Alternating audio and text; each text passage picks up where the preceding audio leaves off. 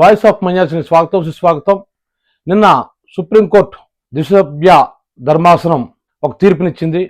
ఆ తీర్పు వైఎస్ సునీతకు వ్యతిరేకంగా ఉంది. అసలు కేసు ఏంటి అని మనం చూసుకున్నట్లయితే ఇది దేశంలోనే సంచలనాత్మక కేసు. అదేంటంటే లాస్ట్ ఎలక్షన్స్ కు ముందు వైఎస్ వివేకానంద హత్య జరిగింది. హత్య జరిగిన తర్వాత వైసీపీ వాళ్ళు ఏం ప్రకటించాడు మొదట అంటే ముఖ్యంగా విజయసాయి రెడ్డి ఏం చెప్పాడంటే అతనికి బ్లడ్ ఇదైంది, హార్ట్ స్ట్రోక్ వచ్చింది, పడిపోయాడైనా అని చెప్పడం జరిగింది. తర్వాత పడిపోవడం కాదు, ఆయనకు హత్య జరిగింది, హత్య చేశారని కూడా చెప్పడం జరిగింది.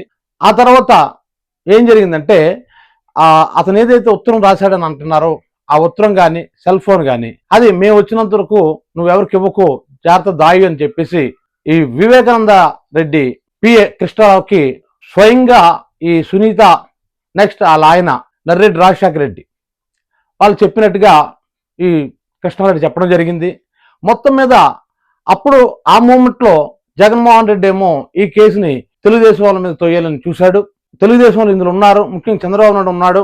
అందుకే నారాసుర రక్త చరిత్ర అనే పుస్తకం కూడా విడుదల చేయడం జరిగింది. అప్పుడు సునీత కూడా మా నాన్న వచ్చే కారణం తెలుగుదేశం వల్లే చంద్రబాబు నాయుడు అని చెప్పడం జరిగింది. ఆ తర్వాత కొన్నాళ్ళకి టర్న్ తిరిగింది, ఆవిడ యూ టర్న్ తీసుకుంది. యూ టర్న్ తీసుకుని ఏం చెప్పిందంటే కాదు ఇందులో జగన్ పాత్ర ఉంది, ముఖ్యంగా అవినాష్ రెడ్డి పాత్ర ఉంది అని చెప్పడం జరిగింది. అయితే మొదట చంద్రబాబు నాయుడు ఒక సిట్ని ఏర్పాటు చేయడం జరిగింది ఈ కేసు విషయంలో. ఆ తర్వాత జగన్మోహన్ రెడ్డి సీఎం అయ్యాడు. సీఎం అయిన తర్వాత ఈయన ఒక సిట్ని ఏర్పాటు చేయడం జరిగింది. అయితే నాకు దీని మీద నమ్మకం లేదు, నాకు సిబిఐ దర్యాప్తు కావాలని చెప్పేసి ఈ సునీత హైకోర్టులో ఒక పిటిషన్ వేసుకోవడం జరిగింది. దాని ప్రకారమే వాళ్ళు సిబిఐ ఎంక్వైరీకి ఆదేశించారు. ఎంక్వైరీ జరిగింది, ఇప్పుడు 7 సంవత్సరాల జరిగింది. ఇందులో ఎవరైతే మెయిన్ ముద్దాయి ఉన్నారో దస్తగిరి, అతన్ని అప్రూవర్గా తీసుకున్నారు. అంటే దీని మీద కూడా గతంలో ఒక వీడియో చేశాను. మెయిన్ ముద్దాయి ఎవరినైనా సరే ఎలా అప్రూవర్గా తీసుకుంటారు, అప్పుడు చాలా ప్రాబ్లమ్స్ వస్తాయి. ఎందుకంటే దానికి ఎగ్జాంపుల్ కూడా నేను చెప్పాను. నేను ఒక హత్య చేయాలనుకోండి ఎవరినైనా, నేను నలుగురికి బెత్తాయించుకుంటాను, వాళ్ళని పెట్టుకొని నేను హత్య చేసిన తర్వాత తీరా చూసరికి అంటే ఆ హత్య చేసిన దాంట్లో నేనే మెయిన్ కాబట్టి నాకు సపోర్ట్గా నలుగురిని పెట్టుకుంటాను. ఇద్దరు కాళ్ళు పట్టుకోవచ్చు, ఇద్దరు చేతులు పట్టుకోవచ్చు, నేను పొడిచేయవచ్చు. ఇలా ఉందనుకోండి. ఇప్పుడు పొడిచిన నేనే నన్నే అప్రూవర్గా మారిస్తేలా అంటే అప్పుడు ఎవడైనా సరే తప్పించుకోవచ్చు అనమాట. ఇక్కడ ఇప్పుడు లూప్ ఉంది, ఇక్కడ లూప్ లైన్ ఉంది ఇక్కడ అని క్లియర్గా నేను చెప్పాను. అయితే మొత్తం మీద ఏదైనప్పుడు కూడా ఈరోజు ఈ కేసు విషయం దగ్గరికి వచ్చేసరికి నేను మొదటి నుంచి ఒకటి చెప్తూనే ఉన్నాను. ఏం చెప్తున్నానంటే ఎప్పుడైనా సరే ఒక హత్య జరిగింది అంటే ఖచ్చితంగా మోటివ్ ఉండాలి. మోటివ్ని ఎస్టాబ్లిష్ చేయగలిగితేనే ఆ కేసు నిలబడుతుంది, లేకపోతే నిలబడదని క్లియర్ కట్గా నేను చెప్పాను. గత వీడియోలో ఉంటే చూడండి. ఎందుకంటే ఫైనాన్స్లో ఆర్థికపరమైన నేరాలు జరిగేటప్పుడు ఏం చేస్తారంటే ఫైనల్ బెనిఫిషియరీ ఎవరో మనం ప్రూఫ్ చేయగలిగితే తప్ప ఆర్థిక నేరాల్లో కేసు నిలబడదు. అదే ఇలాంటి మర్డర్లు ఇలాంటి కేసులు క్రైమ్ సైడ్ అయితే ఖచ్చితంగా మోటివ్ అని చూస్తారు. ఆ రోజు జరిగే సంఘటనలో అతను చనిపోతే దానివల్ల బెనిఫిట్ ఎవరికి, వాళ్ళ మోటివ్ ఎందుకు ఉంటుంది అసలు? ఎందుకంటే అవినాష్ రెడ్డికి ఎంపీ సీట్కి ప్రచారం చేస్తుంది వివేకానంద రెడ్డి అయ్యేటప్పుడు వివేకానంద రెడ్డిని హత్య చేస్తే అవినాష్ రెడ్డికి ఏం బెనిఫిట్ వస్తుంది అంటే పెద్ద క్వశ్చన్ అసలు. ఏదైనప్పుడు కూడా ఈరోజు నిన్న సుప్రీంకోర్టు ధర్మాసనం ఏం చెప్పిందంటే ఇక అప్పటికే 3 అనుబంధ ఛార్జ్ షీట్లు సిబిఐ వేసింది. వేస్తే ఇంతకీ ఏటీ పిటిషన్లు వేసింది, మొత్తం 11 పిటిషన్లు ఎస్పీఎల్ అంటారు, స్పెషల్ పిటిషన్ 11 వేసింది. అంటే దేనికోసం అంటే ముఖ్యంగా ఈ తెలంగాణ ఆంధ్రప్రదేశ్ తెలంగాణ మార్చడం కావచ్చు, ఇలాంటివి కొన్ని. అంతేకాని ఫైనల్గా ఏంటంటే ఇందులో అవినాష్ రెడ్డి పాత్ర, భారతిరెడ్డి పాత్ర, జగన్మోహన్ రెడ్డి పాత్ర ఉంది, వీళ్ళే నడిపించారు ఇదంతా అన్నది ఆవిడ తాలూకు ఆరోపణ మొదటి నుంచి. ఇది ఎంతవరకు వచ్చిందంటే ఆఖరికి ఎలక్షన్లో చంద్రబాబు నాయుడు ఓకే బాబాయ్ అని చెప్పేసి ఇది ఒక స్లోగన్గా కూడా తీసుకున్నాడు. ఇది కొంత జగన్మోహన్ రెడ్డి మైనస్ అయింది కూడా. అంతేకాకుండా ఈ లోపల షర్మిలా కూడా రంగంలోకి వచ్చి బాబాయ్ని చంపాడినట్లే స్టేట్మెంట్లు ఇవ్వడం మొదలుపెట్టారు. వీళ్ళు డైరెక్ట్ ప్రచార సభలోనే చేయడం మొదలుపెట్టారు. కాబట్టి కొంత ఎఫెక్ట్ అనేది చూపించింది. మొత్తం స్టేట్ లెవెల్లో వైసీపీ మీద ఒక ఎఫెక్ట్ చూపించింది అనమాట. ఎందుకంటే ఖచ్చితంగా జగన్ ఇందులో ఉన్నాడు, జగన్ హత్య చేయించాడు, భారతిరెడ్డి ఉంది. కొన్ని పత్రికలు కొన్ని ఛానల్స్ అయితే ఏకంగా జగన్ అరెస్ట్ చేస్తారు, జగన్ ఇంకా జైలుకి వెళ్ళిపోతాడు, భారతిరెడ్డి జైలుకి వెళ్ళిపోద్ది, ఇదంతా కూడా చెప్పారు. కానీ ఈ రోజు సుప్రీంకోర్టు క్లియర్ కట్గా ఏం చెప్పిందంటే ఇందులో ఇంకా ఎంక్వైరీ చేయవలసిన అవసరం లేదు, ఎవరి పేర్లు చేర్చవలసిన అవసరం లేదన్నది.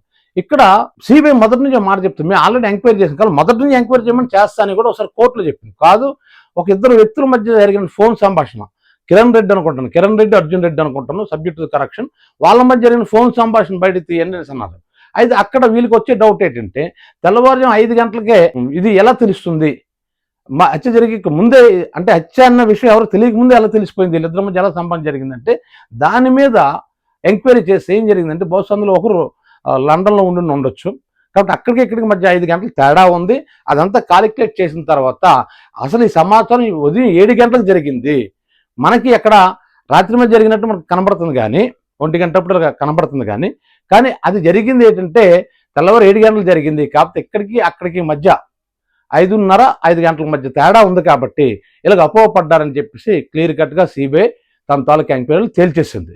సో ఇక మీద ఇంకెవరిని కూడా ఇందులో కొత్త పేర్లు చేర్చవలసిన అవసరం లేదు అని కూడా నిన్న సుప్రీంకోర్టు చెప్పింది.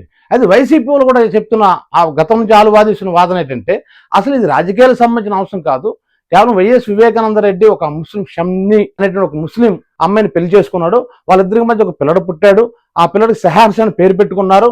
ఈ ఆస్తి అతని పేరు మీద రాసేస్తున్న భయానికి అప్పటికే ఈయన భార్య సౌభాగ్యమ్మ కూతురు భార్య ఇతను వదిలేసి వేరేగా ఉన్నారు.